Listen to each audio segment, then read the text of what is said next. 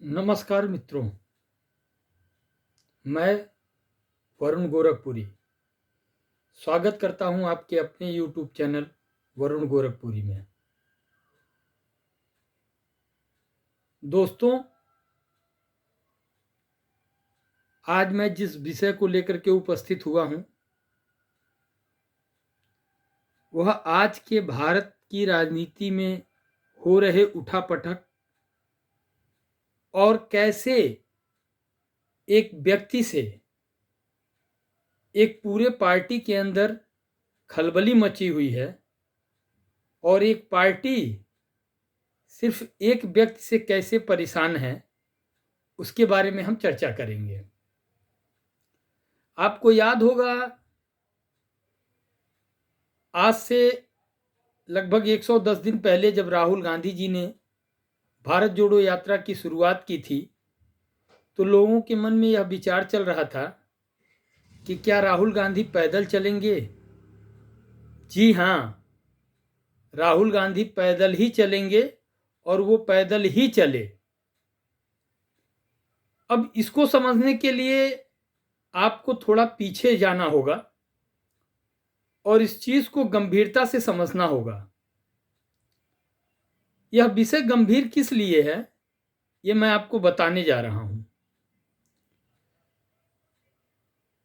जैसा कि आप सभी जानते हैं कि कांग्रेस के राहुल गांधी जब से उन्होंने भारत जोड़ो यात्रा की शुरुआत की है, उनके बारे में तमाम तरह की बातें की जा रही हैं। और यह बातें इसलिए नहीं की जा रही हैं कि राहुल गांधी के अंदर कोई कमी है।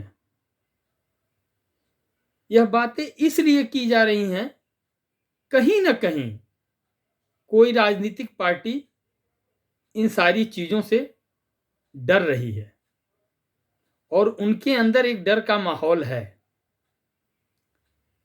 साथियों, आज जो लोग सत्ता में बैठे हुए हैं वह ना ही चिरंजीव हैं और ना ही कोई पार्टी शाश्वत होती है जो सदा निरंतर राज्य करते रहे।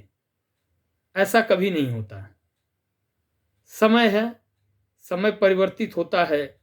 आज आप सत्ता में हैं, कल आप सत्ता से बाहर होंगे, कोई और इस सत्ता पे आएगा। लेकिन चंद लोग जो आज पत्रकारिता को चटुकारिता में तब्दील कर चुके हैं, ऐसे ही एक शख्स के बारे में मैं आपको बताना चाहूंगा, मनोज मुंतशिर, जिनके बारे में आप लोगों ने सुना होगा। कुछ दिन पहले उनका एक वीडियो वायरल हुआ था जिसमें उन्होंने कहा है कि विदेशी महिला से जना हुआ बालक कभी राष्ट्र प्रेमी नहीं हो सकता। मैं पूछना चाहूंगा उनसे, मनोज जी से, कि क्या आप यह दृढ़ता के साथ जो सवाल कर रहे हैं या बता रहे हैं, यह आप केवल राहुल गांधी के लिए कर रहे हैं या एस जयशंकर, जो मोदी कैबिनेट में बहुत ही मुख्य पद पर विराजमान हैं। आपको पता होगा कि उन्होंने जिससे शादी की है वह जापान की रहने वाली हैं और एस जयशंकर जी के दो लड़के भी हैं, ध्रुव और अर्जुन। आप उनके ऊपर भी ये प्रश्नवाचक चिन्ह लगा रहे हैं या आप वास्तव में यह कह रहे हैं कि विदेशी महिला से जना हुआ बालक जो है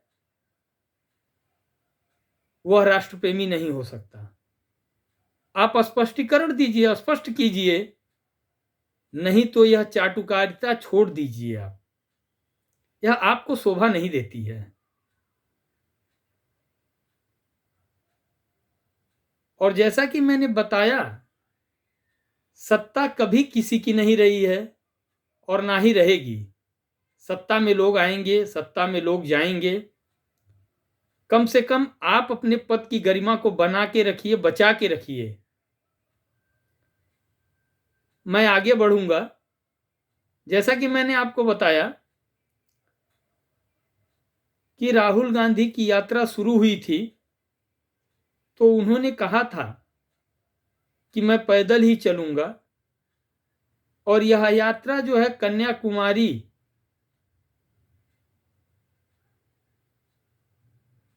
से लेकर के कश्मीर तक चलेगी। जैसा कि आप सभी देख रहे हैं कि यात्रा दिल्ली पहुंच चुकी है। कुछ दिन पहले हमारे माननीय प्रधानमंत्री जी ने कहा था कि गांधी परिवार किसी गैर गांधी को जो है वो राष्ट्रीय कांग्रेस पार्टी का अध्यक्ष अगर नियुक्त कर दे तो मैं मान जाऊं। और कांग्रेस पार्टी ने माननीय श्री खड़गे जी को अध्यक्ष चुनकर यह साबित कर दिया कि देश के प्रधानमंत्री कहीं ना कहीं से लोगों को बरगला रहे थे। इतना ही नहीं,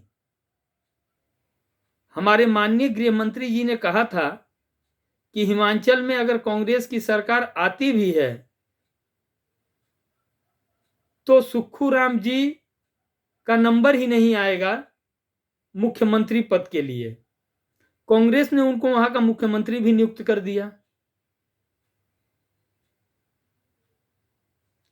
आप भारत की जनता को मूर्ख बनाना छोड़ दीजिए जनाब। आपके सारे दांव उल्टे पड़ रहे हैं। कुछ लोगों ने कहा था कि 25 दिसंबर को राहुल गांधी यात्रा रोक करके विदेश यात्रा पर चले जाएंगे, वह जनवरी वहीं रहेंगे। और ये कहा जा रहा था कि भारत जोड़ो यात्रा का जो मिस्त्री है वह न्यू ईयर की छुट्टी मनाने जाएगा विदेश, इसलिए भारत जोड़ो यात्रा कुछ दिनों के लिए स्थगित रहेगी। जनाब, आपके सारे दांव उल्टे पड़ गए। राहुल गांधी आज भी भारत में यात्रा कर रहे हैं और आज उन्होंने स्वर्गीय अटल बिहारी वाजपेयी जी की स्मृति पे, राजीव जी की स्मृति पे, मतलब तमाम जितने भी लोग दिल्ली में हैं उनके स्मृति स्थल पे जाकर के श्रद्धांजलि अर्पित किया और उन्हें भावपूर्ण श्रद्धांजलि दी। तो यह साबित करता है कि राहुल गांधी जी भारत को जोड़ने का कार्य कर रहे हैं, ना कि तोड़ने का। तोड़ने का कार्य तो जनाब बहुत पहले हो चुका है और अब समय बदल रहा है, भारत जुड़ रहा है। यह इतने लोगों का जनसैलाब देख करके अगर आपकी आंखें नहीं खुल रही हैं और आप आज भी सत्ता के मद में चूर हैं तो यह आपकी सबसे बड़ी भूल होगी। कांग्रेस भी सत्ता में थी, कुछ गलतियां हुई होंगी कांग्रेस से जो लोगों को अच्छी नहीं लगी और उन्हें सत्ता से बाहर जाना पड़ा।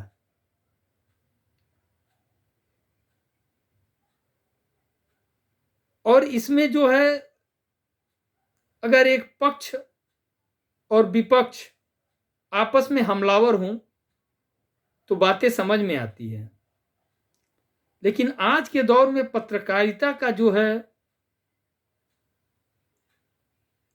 चटुकारिता में बदल जाना, पराकाष्ठा को पार कर देना, यह बहुत ही दुखद है।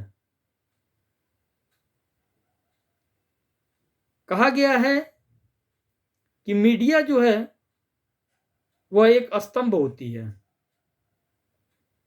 और जब मीडिया का स्तंभ ही गिर जाए तो लोग किससे उम्मीद करेंगे? कौन न्याय की बात करेगा? आपका कार्य है सवाल करना और दृढ़ता के साथ सवाल करिए। आप जो लोग सत्ता में काबिज हैं उनका ये दायित्व तो बनता है कि वह जवाब दें। ये उनकी जवाबदेही है, क्योंकि यह 130 करोड़ जनता जो उन्हें चुन करके संसद में या विधानसभा में जहां भी भेजा गया है इन लोगों के लिए, इनकी जवाबदेही तय की जानी चाहिए। इनको जनता के प्रश्नों का जवाब देना पड़ेगा। अगर आपको जवाब देने में इतनी तकलीफ है, आप सत्ता से बाहर जाइए, जो लोग सत्ता में आएंगे उनसे सवाल की जाएगी। और मैं इस वीडियो के माध्यम से आपको नोट करिएगा, यह लिख के रखिएगा, यह वीडियो रखिएगा, मैं सिर्फ कांग्रेस की बात या भाजपा की बात नहीं कर रहा हूं। जो भी सत्ता में आएगा, कल को अगर राहुल गांधी देश के प्रधानमंत्री बनते हैं या कोई और बनता है, तो उससे भी इसी दृढ़ता के साथ सवाल पूछा जाएगा जो आज इस तत्कालीन सरकार से पूछा जा रहा है, और उनकी भी जवाबदेही तय करनी होगी। यह जनता आखिर कब तक मूर्ख बनाई जाएगी? आप अगर सत्ता में हैं तो आपका दायित्व बनता है, आप इस देश के राजा हैं, तो आपका दायित्व बनता है कि आपकी प्रजा जो है हमेशा सुखी रहे, न कि आपके द्वारा वो दुखी हो, प्रताड़ित हो। मैं ये नहीं कहता किसी सरकार से कोई गलती नहीं होती, लेकिन उस गलती को स्वीकार कर लेना भी सबसे बड़ा जो है त्याग होता है। आप अगर सत्ता में हैं जनाब, तो आपको जवाब देना होगा, और इसी दृढ़ता के साथ आपसे सवाल पूछा भी जाएगा। मैं आशा करता हूं कि इस देश की जनता के साथ, इस देश के न्यायपालिका के साथ, इस देश के संविधान के साथ न्याय होगा। और इन्हीं आशाओं के साथ मैं आप सभी से विदा ले रहा हूं। मिलूंगा अगले वीडियो में। अगर आपको हमारा कथन सत्य लगे तो आप हमें प्रोत्साहित करने के लिए, हमारा उत्साह वर्धन करने के लिए हमें अपना आशीर्वाद दें। हमारे चैनल को सब्सक्राइब करें, लाइक करें, कमेंट करें, हमें प्रोत्साहित करें कि हम आपके बीच अच्छी अच्छी बातों को लेकर के आएं, और जो हमारे पास जानकारियां हैं उसे आपको उपलब्ध कराएं।